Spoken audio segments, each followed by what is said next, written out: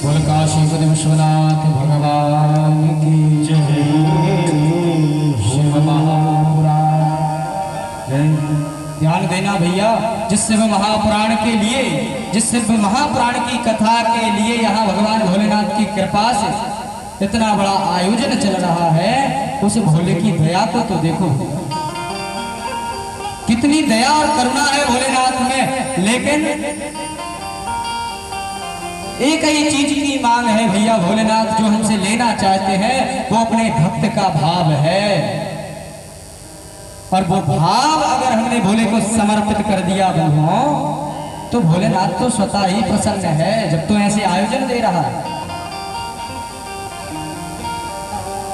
और ध्यान देना, इस दुनिया में भोलेनाथ से ज्यादा जल्दी प्रसन्न होने वाला देवता दूसरा कोई नहीं है भैया। क्योंकि इसने भैया जितनी भी संपत्ति, त्रैलोक की जितनी भी संपत्ति थी सब बांट दी, कुछ अपने पास नहीं रखा भैया। अगर इसको महल अच्छे लगते तो भैया महल भी इसके पास थे, धन वैभव अच्छा लगता तो वो भी थे। लेकिन भैया इसने औगण दानी का रूप बनाया। क्यों बनाया? क्योंकि इसके पास करुणा की कमी नहीं है। जिस भोलेनाथ को हम भज रहे हैं वो भोला किसको भज रहा है? उसने अपने इष्ट के प्रति, अपने राम के प्रति अपना समर्पण कर दिया, वो त्याग। और ध्यान देना भैया, धीरे धीरे अगर हमने हमारा स्वभाव अपने भोले के प्रति, अपने परमात्मा के प्रति निश्चल भाव से, समर्पित भाव से बना लिया, तो वो स्वामी जी कहते हैं, कबीरदास जी कहते हैं, धीरे धीरे रे बना और धीरे सब कुछ होए, माली सींचे 100 घड़ा ऋतुआए फल होए। ये धीरे धीरे आपका भजन, ये धीरे धीरे आपकी परिश्रम, ये धीरे धीरे आपकी भक्ति भैया भगवान के चरणों तक पहुंच जाएगी। लेकिन करना पड़ेगा। यहाँ जो प्रधान है इस कलयुग में, गोस्वामी जी कहते हैं भैया, कर्म प्रधान विश्व करी राखा। जो कर रहे हो वही यहीं पर देखने मिल जाएगा। और जिस माया के पीछे हम भाग रहे हैं भैया, शिव महापुराण की कथा सीधी सी बात बताती है। ध्यान देना भैया, बड़ी रहस्यमयी बात है। जितने भी महापुराण हुए, 18 पुराणों में जो प्रधान पुराण है उसमें उसी देवता की प्रधानता ज्यादा बताई जाएगी। लेकिन शिव महापुराण की देखो दिव्यता, महिमा और शिव जी की सरलता देखो। भगवान भोलेनाथ की जो आरती है ना भैया, वो आरती खुद बता देती है कि मैं कोई अलग नहीं हूं, त्रिदेव कोई अलग नहीं है, हरिहर दोनों एक हैं, इनमें ना कोई भेद।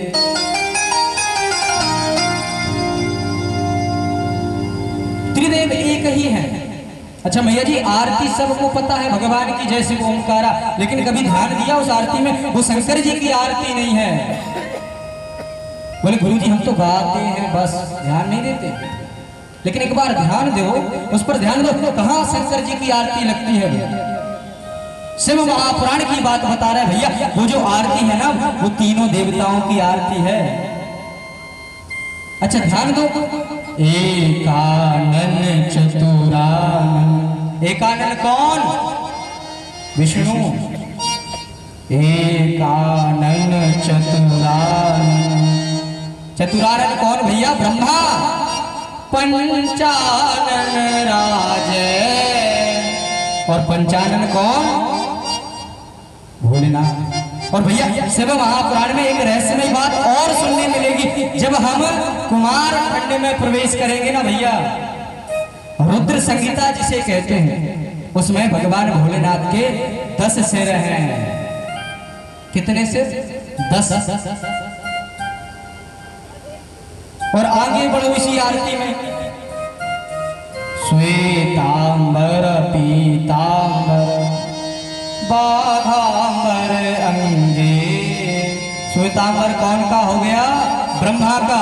पीतांबर कौन पहनता है? विष्णु। और बाघांबर हमारे भोले बाबा। तीनों रूप निरखता त्रिभुवन जन मोहे। ओम जय शिव ओंकार। आरती स्वतः ही बता रही है कि भैया तीनों देवता एक हैं और ये त्रिदेवों की आरती है।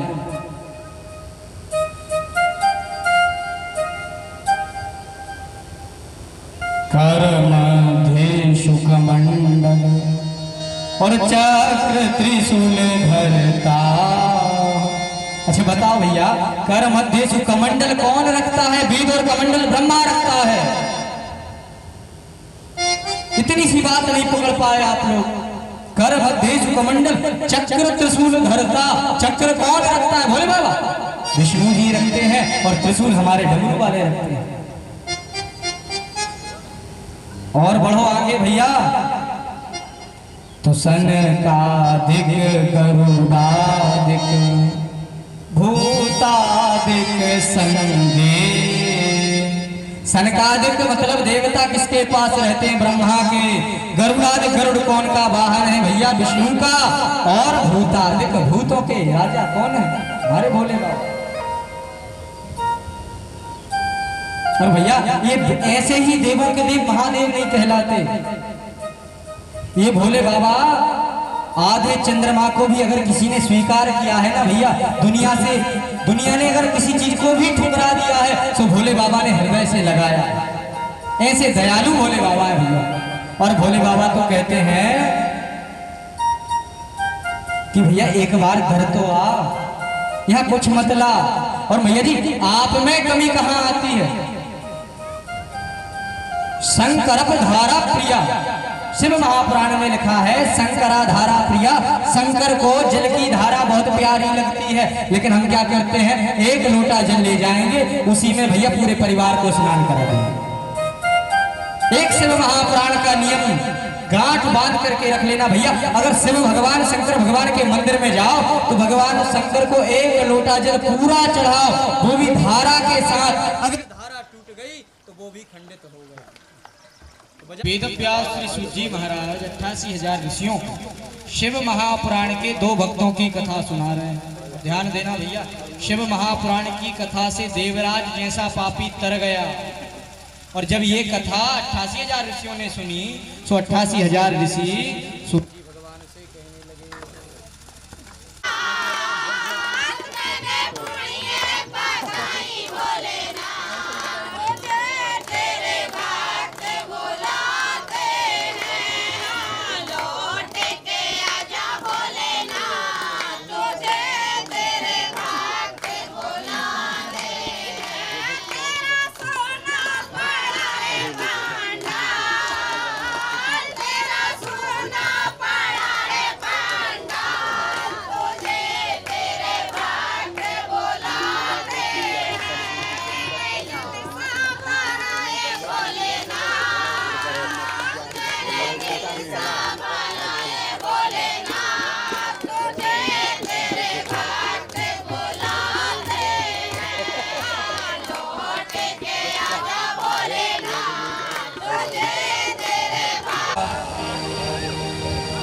बोला ही लिया भैया। बोल काशी विश्वनाथ भगवान की जय हो। तो शिव महापुराण की कथा के अंतर्गत सूत जी के समक्ष सनत कुमार आदि 88,000 ऋषि जब सूत जी से महिमा का वर्णन सुना और देवराज की कथा सुनी तो भैया हृदय पुलकित हो गया, बहुत आनंद आ गया हृदय में। और जब हृदय में आनंद आया तो भैया प्रश्न करने लगे।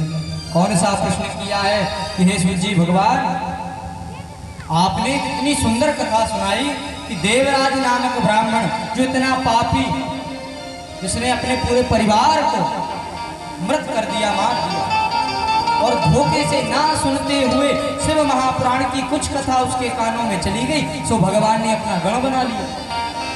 क्या इतना दिव्य है शिव महापुराण? तो ध्यान देना भैया, यही महात्म की कथा में एक और कथा आती है। तो यहाँ पर सूत जी भगवान कह रहे हैं, धर्म क्षेत्रे महाक्षेत्रे धर्म क्षेत्रे महाक्षेत्रे गंगा कालिंदी संगमे प्रयागे परमे पुण्ये ब्रह्मलोकस्य सारम्।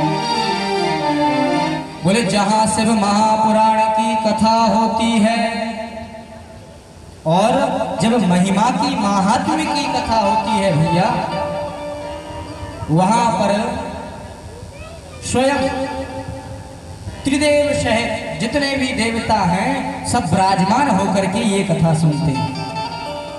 क्योंकि भैया शिव महापुराण में इतनी क्षमता है जितनी क्षमता किसी भी पुराण में नहीं।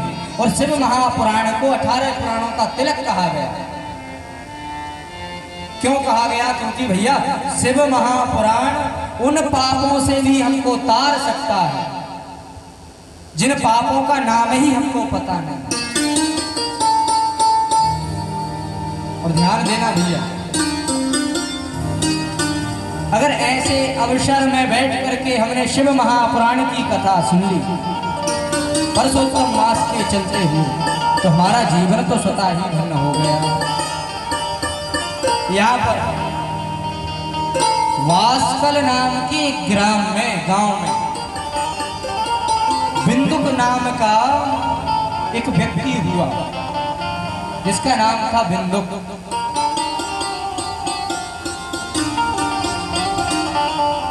और कहते हैं भैया उस ग्राम में जितनी भी स्त्रियां थी, जितने भी पुरुष थे, सब चरित्रहीन थे।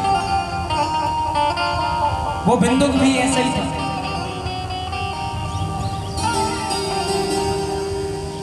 कुछ समय बाद उसका विवाह चंचुला नाम की एक स्त्री से हो गया। बड़ी प्रसिद्ध कथा है शिव महापुराण की ये। चंचुला नाम की पत्नी से उसकी शादी हो गई। और जब चंचुला से उसका विवाह हो गया तो बिंदुक ने क्या किया भैया, जब से चंचुला विवाह करके उसके घर आई है, जब से चंचुला से कोई भी प्रकार का संबंध नहीं, पर स्त्रियों पर नजर रखता, उन्हीं के साथ खाता पीता घूमता। और जब ऐसा होता हुआ भैया चंचुला ने देखा, सो चंचुला भी चरित्रहीन हो गई। और जब चंचुला चरित्रहीन हो गई तो भैया पर पुरुषों से मिलने के लिए जाने लगी। एक बार बिंदुक ने पकड़ लिया तो मारने लगा चंचुला को। तो चंचुला ने कहा, भवान प्रतिदिनम कामम रमते वैश्या कुदी और मां विवाह स्वपत्नी नीचा युवती पति सेविनी। बोले तुम मुझे मार रहे हो, मुझे उपदेश दे रहे हो, तुम कैसे हो? भवान प्रतिदिनम कामम रमते वैश्या कुदी। बोले तुम प्रतिदिन वैश्याओं के पीछे, वैश्याओं के साथ रमण कर रहे हो, जब मैंने तो कुछ नहीं कहा। त्यागा स्वपत्नी चा, पत्नी पति सेविनी, एक पति की सेवा करने वाली पत्नी को तुमने त्याग दिया, अब मुझे क्यों मार रहे हो? तो यहाँ पर बिंदु कह रहा है कि तू पुरुषों के साथ घूम फिर रमण कर, मुझे कोई दिक्कत नहीं है, कोई परेशानी नहीं, लेकिन एक काम कर, इनसे कुछ धन लेकर मुझे दे दिया, इतना कर। देखना भैया दोनों की संगत एक जैसी, इसलिए कहते जैसी संगत वैसी रंगत। पूरा ग्राम कैसा था? बोले दुराचारी चरित्रहीन था। बिंदुक पहले से गांव में रह रहा था तो वो भी चरित्रहीन, और अब जो है चंचुला आ गई वो भी अब चरित्रहीन हो गई। और यहाँ पर जब पकड़ी गई तो यहाँ पर बिंदुक कह रहा है मुझे कोई आपत्ति नहीं है, तू पर पुरुषों के साथ रमण कर, कुछ भी कर, बस कुछ धन लेकर उनसे मुझे दे दिया कर, मैं वैश्या को देता रहूं। ये कुबुद्धि है। अब जब दोनों पाप में लग गए, पाप कर्म करने लगे, तो भैया कुछ समय बाद बिंदुक की मृत्यु हो गई। और जब बिंदुक की मृत्यु हो गई तो बिंदुक विंध्याचल नाम के पर्वत पर खतरनाक पिशाच योनि में चला गया और वहीं रहने लगा। चंचुला कुछ समय बाद बुजुर्ग हो गई, नव जब यमुना चला गया, बुजुर्ग हो गई, तो भैया अपने परिवार के साथ गौकर्ण तीर्थ में गई। शिव महापुराण की बड़ी प्यारी सी कथा है। गौकर्ण तीर्थ कहाँ है? जहां धुंधकारी को गौकर्ण जी ने श्रीमद् भागवत सुनाई थी, उसी को कहते हैं गोकर्ण तीर्थ। जब वहां वो गई तो वहां इसी तरह एक पंडाल में शिव महापुराण का आयोजन चल रहा है। सोचा जीवन भर पाप कर्म किए, अब कुछ शिव महापुराण की कथा सुन ली जाए। तो जैसे ही वो आकर के पंडाल में बैठी तो भैया व्यास जी भी उसी के ऊपर से, नारी के ऊपर से ही कथा सुना रहे थे। कौन सी कथा? व्यास जी कह रहे थे भैया कि शिव महापुराण कहता है, जो नारी अपने पति को छोड़ करके पर पुरुषों पर दृष्टि डालती है, उसको रौरव नरक की प्राप्ति होती है और वर्ण वर्ण के कष्ट भोगने पड़ते हैं। जैसे ये कथा उसने सुनी तो भैया झरझर आंसू बहने लगे, रोने लगी। और जब कथा समाप्त हुई, व्यास जी जैसे ही व्यास मंच से नीचे आए तो हाथ जोड़ के चली गई, हे गुरुदेव, चरणों से झुक गई। महाराज कहने लगी, आप बचा लो, आपने सत्य बात कही है, आप जो कथा में कह रहे थे मैंने वैसे ही पाप कर्म किए।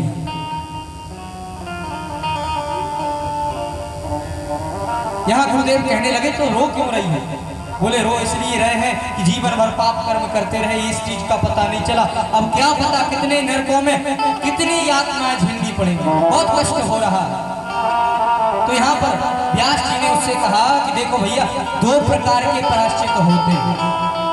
कोई अगर हमसे जाने अनजाने में पाप हो जाए और उसका हम मन ही मन पश्चाताप कर ले, वो भी प्रायश्चित का काम करता है।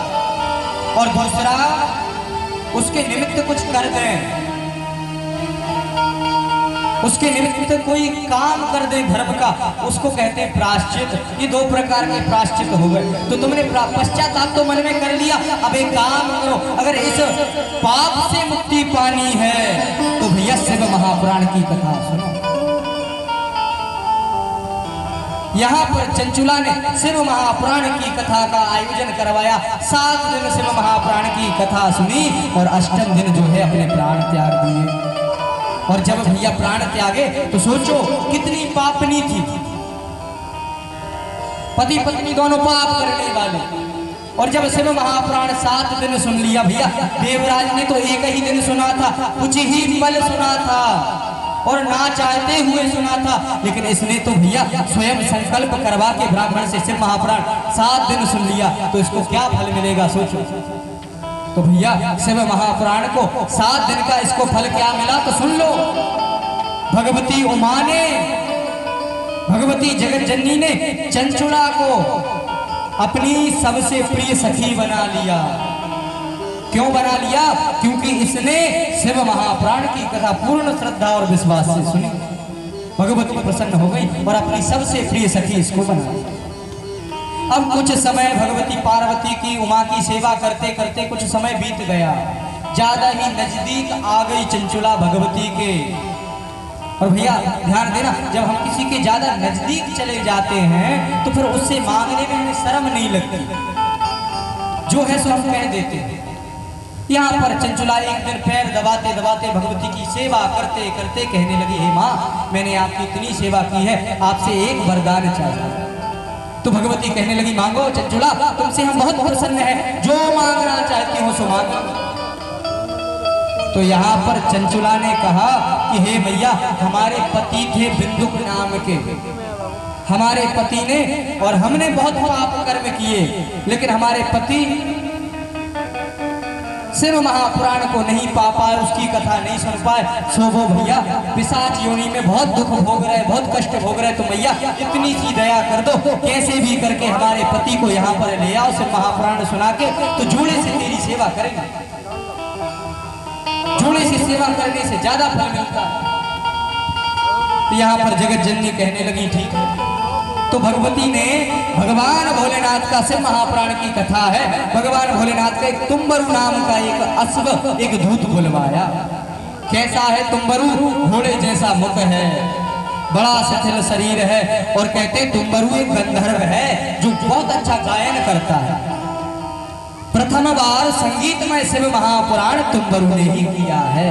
ध्यान देना भैया, तुम्बरु को बुलाया भगवती ने, जैसे ही बुलाया सो हाथ जोड़ लिए तुम्बरु ने, हे माँ क्या आदेश है, कैसे इस दास को याद किया? तो भगवती कहने लगी एक काम करो, जाओ इस चंचुला का पति बिंदु विंध्याचल नाम के पर्वत पर पिशाच योनि में बहुत कष्ट भोग रहा है, उसको जो है शिव महापुराण सुनाओ और हमारे पास ले आओ।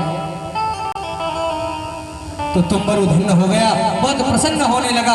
क्यों प्रसन्न हो रहा कि हे भैया आपकी कृपा से कम शिव महापुराण गाने का अवसर तो मिला। ध्यान देना भैया, शिव महापुराण एक ऐसी कथा है, यहाँ कथा कहने वाला, कथा वाचक, कथा सुनने वाला श्रोता दोनों ही धन्य हो जाते हैं। बड़ी दिव्य कथा भगवान भोलेनाथ की है। और कहते हैं भैया जहां शिव महापुराण होता है इस भूमि को सरलता में मत लेना। दो वस्तु रहती है भैया, ध्यान से सुनो, सुमति और कुमति। दो बहनें हैं ये सुमति और कुमति। अब भैया सुमति तो सब जानते हैं, जहां सुमति तहां संपत्ति नाना, जहां कुमति तहां विपत्ति निदाना। सुमति सबको अच्छी लगती है, कुमति किसी को अच्छी नहीं लगती। तो दोनों बहनों में लड़ाई हो गई। जब लड़ाई हो गई, इनके पिता हुए ब्रह्मा के पास गए। कुमति ब्रह्मा से कहने लगी कि हे ब्रह्मा जी, सुमति को सब चाहते, मुझे कोई नहीं चाहता। तो ब्रह्मा जी कहने लगे नहीं पुत्री, हम तो दोनों को बराबर चाहते हैं। बोले नहीं ऐसे मानने वाले हम नहीं, कोई प्रमाण दो हमको। तो ब्रह्मा जी कहने लगे चलो एक प्रमाण देते हैं। एक काम करो कुमति, तुम यहाँ से चल करके वहां तक जाओ और मंदिर से लौट करके यहाँ तक आ जाना। कुमति गई और मंदिर की परिक्रमा लगा करके लौट करके ब्रह्मा के पास पुनः आ गई। सुमति गई, सुमति ने भी चल करके मंदिर की परिक्रमा लगाई और ब्रह्मा के पास आ गए। तो कुमति पूछने लगी बताओ ब्रह्मा जी, बताओ पिताजी, हम दोनों में से कौन अच्छा है? तो ब्रह्मा जी कहने लगे देखो सुमति, देखो कुमति, मुझे दोनों अच्छी लगती हो, बस भेद है, फर्क थोड़ा सा है। कैसा? बोले कुमति तुम जाते हुए अच्छी लगती हो और सुमति तुम आते हुए अच्छी लगती हो। तो कहते जहां शिव महापुराण होता है भैया, वहां से कुमति चली जाती है और सुमति आ जाती है। बोलो हर हर महादेव। और जहां भैया सुमति आ जाती है ना, वहां सबकी मति सुमति में बदल जाती है। सबकी मति भगवान भोलेनाथ की कृपा में भगवान के चरणों में लग जाती है। बड़ी प्यारी सी चौपाई है। अरे जहाँ सुमति तहाँ संपत्ति नाना, जहाँ सुमति तहाँ संपत्ति नाना, जहाँ सुमति तहाँ संपत्ति नाना, जहाँ सुमति तहाँ संपत्ति नाना, जहाँ सुमति तहाँ संपत्ति नाना,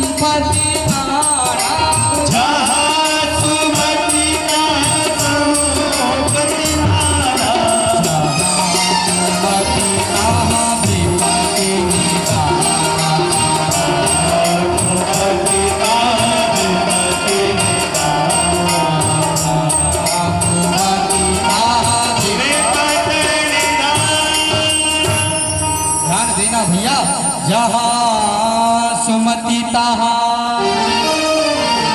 संपत्ति नाना, और जहाँ कुमति तहाँ विपत्ति निदान। तो यहाँ जब शिव महापुराण हो रहा है भैया, तो यहाँ से कुमति चली गई और यहाँ पर अब सदा सदा के लिए सुमति का वास हो गया। और ध्यान देना, इसी तरह मति और कुमति दो प्रकार की बुद्धि, दो प्रकार के मन हमारे अंदर भी है। अब ये भूमि पवित्र तो शिव महापुराण की प्रतिष्ठा से हो गई, लेकिन भैया हमें पवित्र होना है, हमारे भाव को पवित्र करना है। तो क्या करना पड़ेगा? इस कथा को हृदय में स्थान देना पड़ेगा। और सच बताएं भैया, अगर शिव महापुराण की कथा को आपने अपने हृदय में स्थान दे दिया है तो फिर तो भोलेनाथ पर छोड़ दो, क्योंकि ये ऐसा देवता है भैया,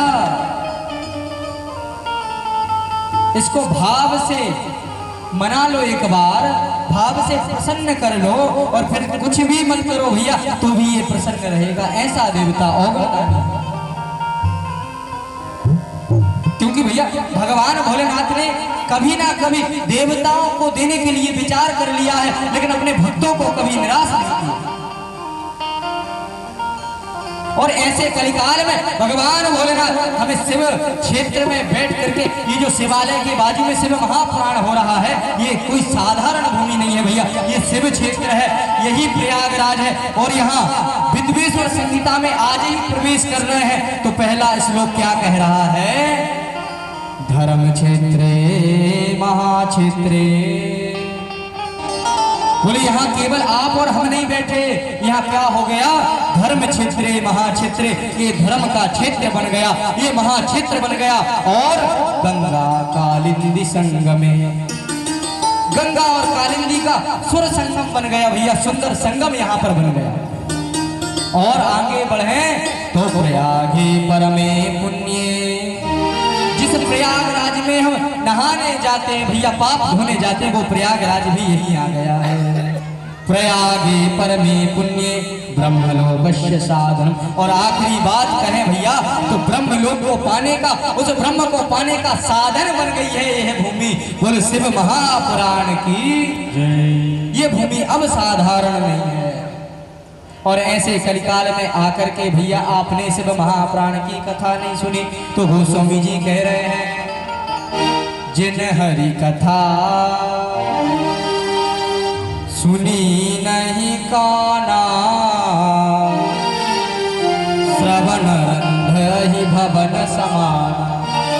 बोले जितने कलयुग में आकर के इन कानों को पा करके भगवान की कथा नहीं सुनी तो ये कान क्या है? श्रवण रंध अहि भवन समाना। अहि मतलब होता है सांप, रंध मतलब होता है भैया जी कान, और भवन मतलब घर। ये कान आपके सांप की बामी की तरह है, सांप के घर के समान है, कोई मतलब के कान नहीं है भैया। और ध्यान देना, अगर भैया ज्यादा समय नहीं निकल रहा, 7 दिन की कथा है तो भैया एक घड़ी आधी घड़ी आधी में पुनिया, थोड़ा सा समय तो निकाल लो, इसकी महिमा तो जानो भैया। ये तो ऐसा पुराण है, अभी देखो क्या कथा चल रही है। चंचुला जैसी पापनी शिव महापुराण को 7 दिन सुन करके तर गई, और इसने तो 7 दिन सुना भैया। देवराज नाम के ब्राह्मण ने तो मात्र 2 अक्षर, वो भी ना चाहते हुए जबरदस्ती सुन लिए, उसको भी भगवान ने कैलाश में निवास दे दिया। और चंचुला तो चंचुला है भैया, साथ में अपने पति का भी तरण करवा रही है, तारण करवा रही है। यहाँ पर तुम्बरु नाम का जो गण है, गंधर्व है, शिव महापुराण को लेकर के कलश यात्रा निकाल करके भगवान के 60,000 भूत प्रेतों के साथ उस पिशाच योनि में पड़े विंध्याचल पर्वत पर बिंदुक नाम के पिशाच को शिव महापुराण कथा सुनाने जा रहे हैं। और भैया पिशाच तो पिशाच है, भूत सो भूत होते हैं, क्या बैठ करके कथा सुन लेगा? नहीं सुन गया। तुम्बरु भैया वो हाहाकार मचाने लगा, बिंदुक नाम का जो प्रेत था नहीं बद रहा। जैसे शिव महापुराण की पूजन हुई भैया, उसने शिव महापुराण के जो ग्रह मंडल बने हैं मंदिर में, ऐसे ग्रह मंडल को हवा के रूप में आकर के मिटा दिया। ब्राह्मण देवता बार बार बना रहे, वो बार बार मिटा दे रहा। तुम्बरु जी परेशान हो गए भैया। तुम्बरु जी ने सोचा कि शिव महापुराण तो ऐसी कथा है, किसी को मारकर डांटकर बांधकर भी सुना दी जाए सो तर जाएगा। तो एक काम करो, अब भैया सच सन विनय कुटिल सन प्रीति, अब इससे बहुत प्रीति कर ली, ये सट है मूर्ख है ऐसे नहीं समझेगा। अब तो भय बिनु होत न प्रीत भैया, अब तो इसको डराना पड़ेगा। तो तुम्बरु ने क्या किया भैया, उसको जबरदस्ती मार करके पीट करके मंत्रों से एक पास बनाया, रस्सी बनाई और एक खंभे से उसको उस रस्सी से कस दिया और बैठ करके शिव महापुराण गाने लगा। और शिव महापुराण को गा करके जैसे ही मधुर सी आवाज में तुम्बरु को बिंदुक को सुनाया, सो बिंदुक जैसे जैसे भैया 7 ही संहिता गंधर्व राज तुम्बरु ने सुनाई, सो बिंदुक का शरीर फट गया और एक दिव्य ज्योति निकली, और वो दिव्य ज्योति भगवान के कैलाश को चली गई। बोलो हर हर। ऐसे पापी को तारने की क्षमता शिव महापुराण में है। आप कहाँ खोए हुए हो बंधुओं? इसको समझो, भगवान भोले का हाथ पकड़ लो, अभी भी समय है, क्योंकि अरे महादेव की जिस पर कृपा रहती है, महादेव ऐसे देव नहीं भैया, देवों के देव महादेव है। एक नाम और है भगवान का जिसे हम कहते हैं, बोल भोले भंडारी की। तो भंडारी क्या है? अभी किसी आश्रम में जाना भैया, कुछ आवश्यकता होगी ना कुछ वस्तु की, तो आश्रम में कहना किसी से तो वो कहेगा भैया भंडारी से मांग लो। भंडारी उसको कहते हैं जिसके पास चाहे जाके भक्तों से, सारी दुनिया कहती है महादेव की कृपा जिस पर रहती है, उसके घर में सुख की गंगा बहती है।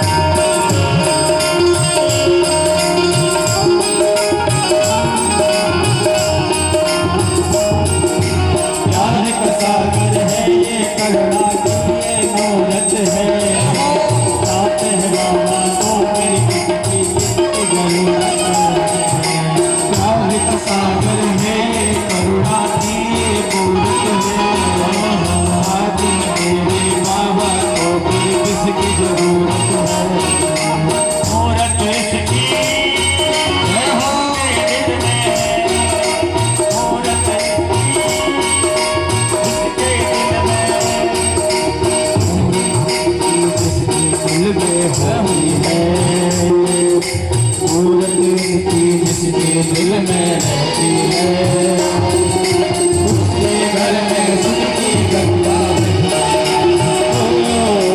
महादेव की कृपा रहती है, उसके घर में सुख की गंगा रहती है।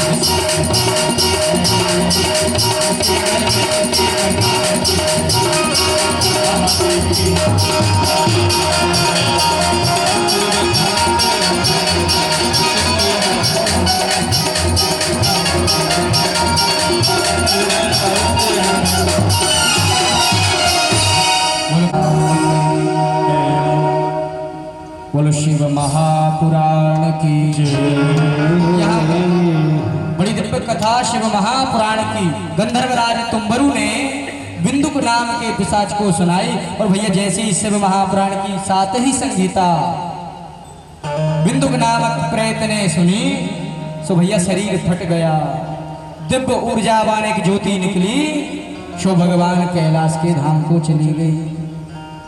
और गई सो चंचुला प्रसन्न हो गई, और चंचुला प्रसन्न हो गई सो भगवती और भगवान भोलेनाथ दोनों को प्रणाम करने लगी। हे मैया, आज से अभी से इस शिव महापुराण की जय जयकार हो। और अब हम जोड़े से तेरी सेवा करेंगे। ध्यान देना भैया, ऐसी पत्नी होना चाहिए भैया जी। एक बहुत अच्छा नाम है आप लोगों का, धर्म पत्नी। धर्म पत्नी कहते किसको है? जो अपने पति की मति को धर्म में लगा दे, उसी को धर्म पत्नी कहते। नहीं तो भैया कई प्रकार की पत्नियां हैं, इनकी भी श्रेणियां बताई गई हैं। बोले कई लोग भैया जी बीबी कहते हैं। अब जैसा नाम भैया वैसा काम। हमने खोज करके निकाला कि जो दिन भर टीवी में लगी रहे उसी को बीबी कहते हैं। पत्नी ऐसी रहे। चंचुला ने भी पाप किए, बिंदुक ने भी पाप किए। चंचुला ने 7 दिन का शिव महापुराण सुन के अपने जीवन को धन्य बना लिया। भगवती जगत जननी की दासी बन गई, और जब दासी बन गई स्वयं तो धन्य हो गई, लेकिन उसको स्मरण बना रहा कि मेरा पति भी अभी तड़प रहा है, पिशाच बन के भटक रहा है। सो उसने शिव महापुराण जबरदस्ती सुना करके बिंदुक नामक प्रेत को भी अपने साथ बुला लिया, और दोनों जोड़े से भगवान की सेवा कर रहे। ऐसा दिव्य महापुराण है भैया, कोई नहीं भी सुनना चाह रहा और उसके कान में चला भी जाए तो भी उसका उद्धार हो जाता है। ऐसा दिव्य शिव महापुराण। और भैया यहाँ तो इसमें ये तक लिखा है, प्राप्ति कलयुगे घोरे नरा पुण्य विवर्जिता। बोले जो कलयुग में जो मनुष्य अंतोगतवा जन्म से लेके मरण तक पाप में लगे रहते हैं, अगर उनको भैया दुर्भाग्यवश और भटक करके धोखे से शिव महापुराण के श्लोक का एक अक्षर उसके कान में चला गया, सो ही उसका उद्धार हो गया। बोलो हर हर। कोई साधारण पुराण नहीं है भैया। और आपको भैया अगर आने का समय नहीं मिल रहा है तो क्या करो? हमारे गोस्वामी जी ने कितना सरल रास्ता रामचरितमानस में बताया है भैया, जहां बैठोगे वहीं परमात्मा है। लेकिन भाव प्रहलाद जैसा होना चाहिए। जब तो खम्मा में नरसिंह निकले भैया, सबको सीता जैसी पत्नी चाहिए, बस खुद राम नहीं बनना चाहता। सबको वरदान प्रहलाद जैसे चाहिए, लेकिन भक्त प्रहलाद जैसा बनना नहीं चाहता। ये कमी है भैया। और ध्यान देना, 3 प्रकार के पाप होते हैं भैया, मनसा वाचा कर्मणा। एक कर्म से होता है, दूसरा मन से कैसा? बोले किसी ने हमारा नुकसान कर दिया, हमने उससे कुछ नहीं कहा, मन में कह रहे हैं क्या? देख लेना भोलेनाथ, इसने मेरे साथ बुरा किया है, इसके साथ भी बुरा होगा। भोलेनाथ देख लेना, इसका ऐसा हो जाएगा। ये मन से किया गया पाप है। मन में दूसरे के प्रति ईर्षा भाव आना ही तो पाप है।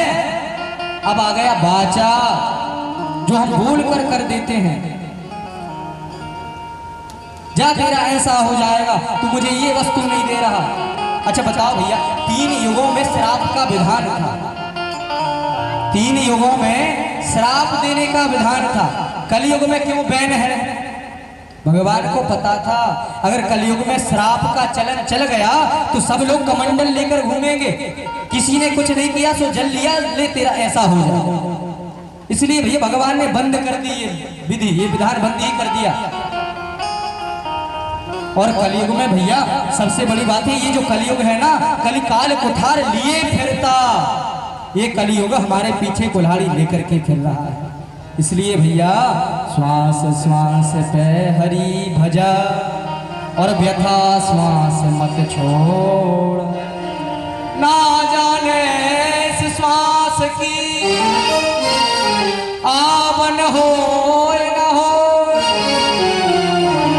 भैया जो धीरे धीरे अगर आप भगवान के भजन में लग जाओगे तो आपके पुत्र पौत्रादि भी आपकी ही नकल करेंगे। धीरे धीरे धीरे भगवान के प्रति भाव बढ़ता जाएगा। धीरे धीरे भगवान के लिए आस्था जाकर तो होती जाएगी। और भैया भगवान की कितनी कृपा, कितने जन्मों के पुण्य एक साथ उदय हो गए, तो तब जाके हमें शिव महापुराण सुनने को मिल गया। और शिव महापुराण कह रहा है प्राप्ति कलयुगे घोरे मनसा वाचा कर्मणा, ये 3 प्रकार के पापों का जो समन करे दमन करे वही शिव महापुराण है। जो हम कहते हैं ना भैया शंकर, ये शंकर क्या है? ये शंकर संकट नाशन है, शांति प्रदान करने वाला है। जहां भोलेनाथ होते हैं भैया वहां आनंद ही आनंद होता है। महादेव की जिस पर कृपा रहती है उसके घर में सुख की गंगा बहती है। लेकिन भैया भाव भी वैसे होने चाहिए। भाव का भूखा है ये भाव ही एक सारा है, भाव से भजले से तो भाव से बेड़ा पार। इसको कुछ नहीं चाहिए भैया, वो खुद सब कुछ लुटाए बैठा है। बड़ी सुंदर सी बात है, प्रथम वेद ब्रह्मा को दे दिया, कितना लुटाया भोलेनाथ ने देखो। प्रथम वेद ब्रह्मा को दे दिया, बने वेद के अधिकार। और विष्णु को दिया चक्र सुदर्शन, लक्ष्मी सी सुंदर नारी। और भोलेनाथ ने क्या लिया? आप भजन में मस्त रहें, नित्य भांग पिए नित्य खप्पर में, ऐसो दीन दयाल मोर बाबा, भरे खजाना पल भर। ऐसे दयालु और कृपालु भोले बाबा हैं भैया, समय नहीं लगता इनको खजाना भरने में। और तुलसीदास जी ने बड़ा सुंदर सा साधन हमारे लिए बनाया है। कौन सा? हरि व्यापक सर्वत्र समाना, हरि व्यापक सर्वत्र समाना। ऐसी कोई सी जगह नहीं है भैया जहाँ भगवान नहीं है, लेकिन भाव भक्त की तरह राखो, जब भगवान मिलेंगे। हरि व्यापक सर्वत्र समाना,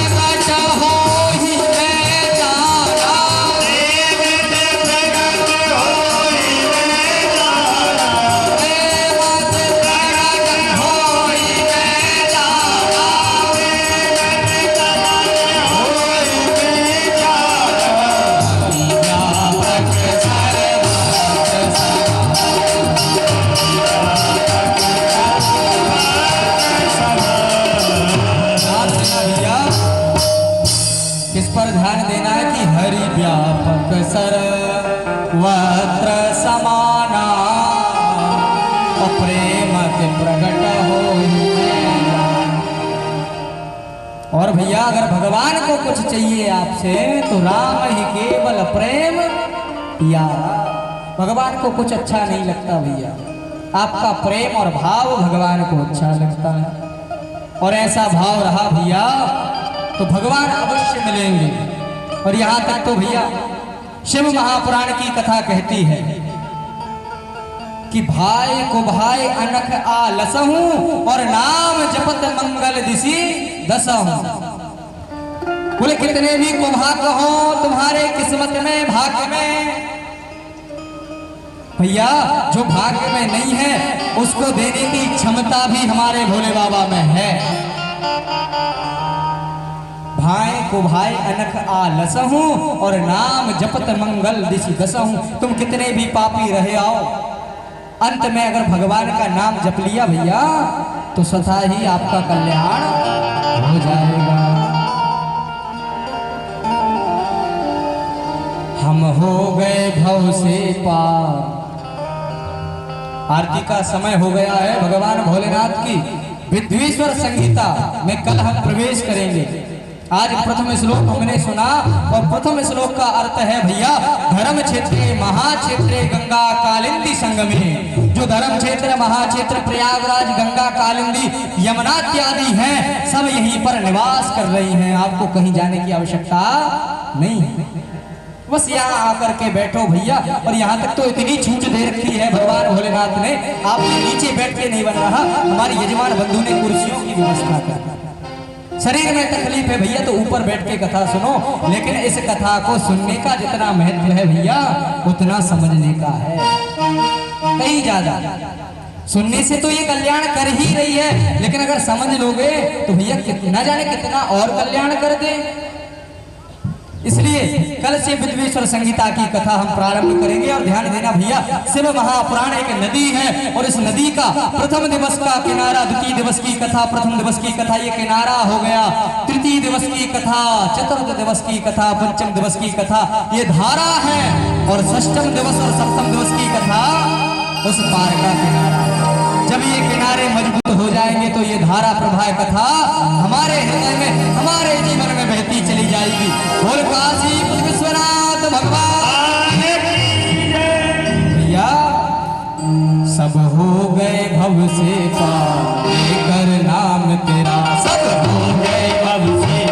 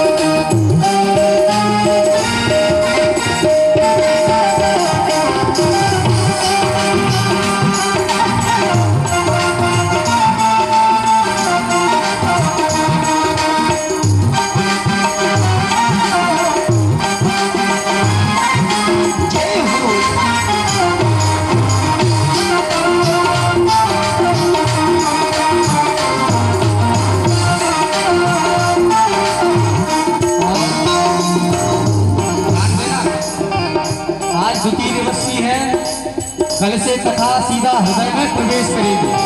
तो भैया आज ही भाव बना लो, 2 दिन हो गए महिमा के दिन के 2 दिन, दोनों हाथ उठा लो और भोले बाबा से कह दो आज से हम आपके, कल से तो आपकी बस कथा सुनना है।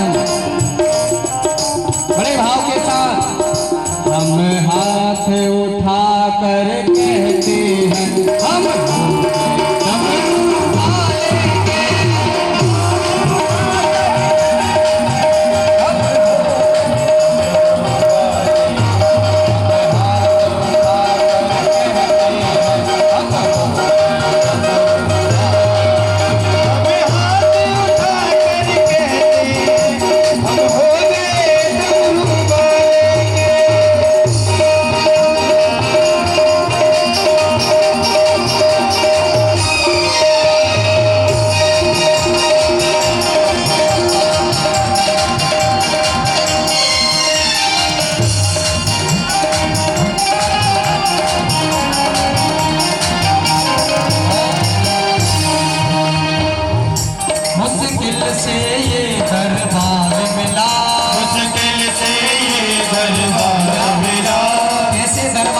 प्राप्त करने के लिए बहुत जतन करना पड़ता।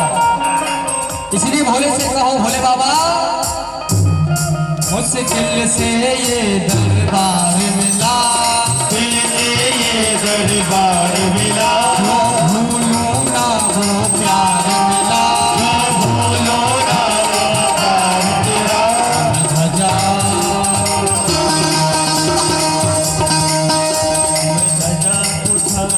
और भोले के होने के लिए तो भैया ध्वजा उठाओ। हाथ तो उठा ही नहीं गए किसी के, अगर हो गए तो हाथ उठा लो। दोनों हाथ हम हाथ उठा कर कहते हैं, हम हो गए डमरू वाले,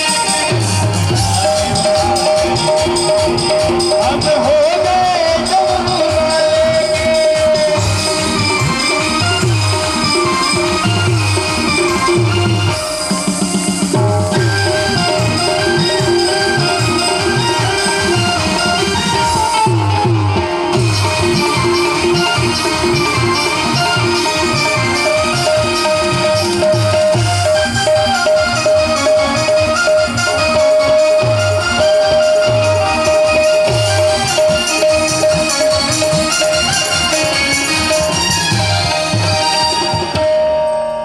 काशीपति विश्वनाथ भगवान की जय हो। शिव महापुराण के नियम अनुसार भैया शिव महापुराण की आरती के अंतर्गत भगवान भोलेनाथ की दिव्य चौपाई है।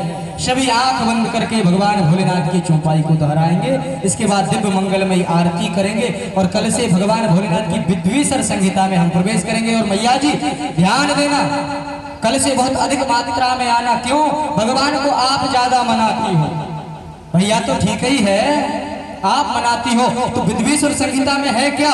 विद्वेश्वर संहिता में भोलेनाथ की पूजन का क्रम है, भोलेनाथ की पूजन की विधि है, विधान है।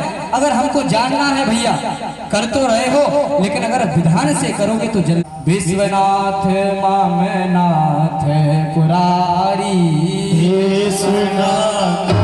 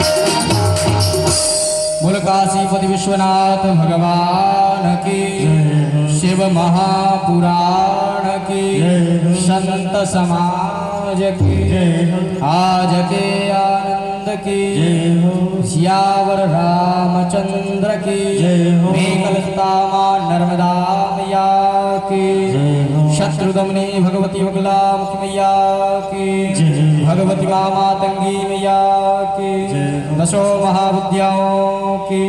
हर हर हर महादेव शंभो। विराल की त्रिलोकेश्वर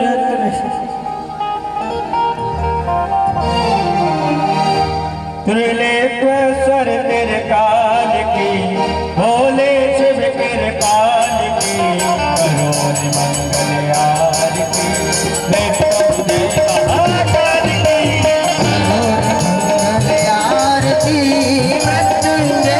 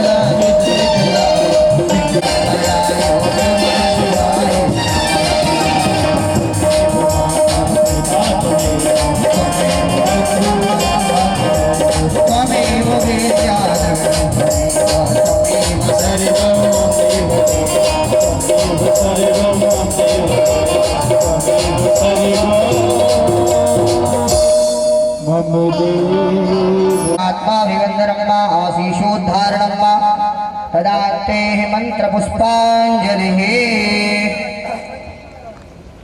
जनयन् देवैकः हरिः ओम् एकदन्ताय विद्महे वक्रतुण्डाय धीमहि तन्नो दन्ते प्रचोदयात् हरिः ओम् गणां हरिः ओम् अंजनीसुताय विद्महे वायुपुत्राय धीमहि तन्नो करेंगे। ओम यानि कानि च पापानि जन्मान्तरकृतानि च तानि सर्वाणि नश्यन्तो प्रदक्षिणायां पदे पदे। बोल काशीपति विश्वनाथ भगवान